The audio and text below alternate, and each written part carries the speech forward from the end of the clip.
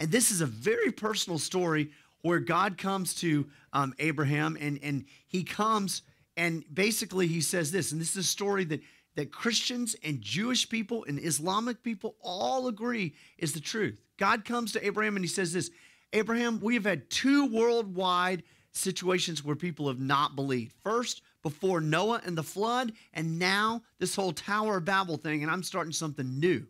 And I'm going to start something new with you. And you say, well, why with Abraham? It's God's way. There's no reason. Because God didn't see Abraham as better. He didn't see Abraham as distinct. It was because God wanted to do something. I want to do something new and different in the world, and I'm coming to you, Abraham, and here's what I want you to do. I want you to leave your father's household, leave all of your family, leave your town, leave your country, and I'm going to bring you to a new place. I'm going to do something very new, and I'm going to show you new land, a new way of lifestyle, and I want you to do this. I want you to leave all of your traditions, all of that religious stuff that you've done in the past, all of those idols, all of those customs, and what I want you to do is I want to take you to something new and do something new in you as a testimony to the world of this new thing I'm doing, and I want to do something new in you because the thread I want people to get and the theme I want people to get and the thing I want people to understand about me as your God, Abraham, is that I'm personal. And so we pick the story up in Genesis 12, verse 1, and this is many times called the Abrahamic covenant.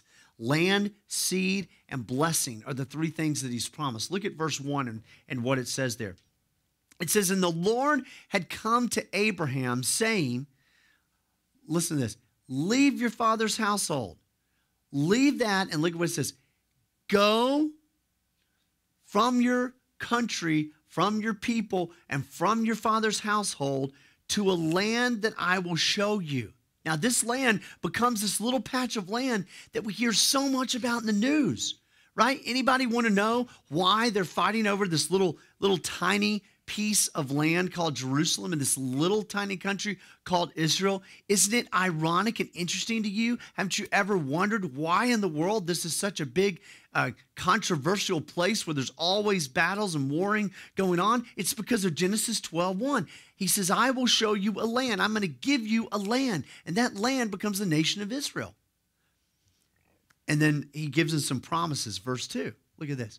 And I will make you a great nation. That becomes the nation of Israel. And I will bless you. And then he goes and he says, I will make your name great and you will be a blessing to others. Now, here's the deal. None of you who came in here this morning had never heard of Abraham. Everybody's heard of Abraham. Even if you've never been in church, even if you've never heard anything about the story of the way the nation of Israel started or the way Christianity started, you've heard of Abraham. And here it is, written 3,500 years ago. The occurrence happened 4,000 years ago, and you've heard of it. That prophecy came true. I'll give you a great nation. I'll make your name great. And then verse 3, look at what it goes on to say.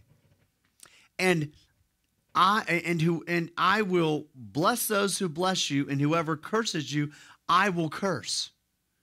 And then he says, all the peoples of the earth will be blessed through you. Isn't that amazing? So God says, I'm going to do something first personally through you, Abraham, but then that's going to wind up being blessing to every people, every nation, every tongue, every geographical area of the entire world will be blessed through you. And we know that that becomes the seed that becomes Isaac, that becomes Jacob, that becomes the lineage that leads to Jesus Christ, who absolutely did bless the entire world in his offer of salvation.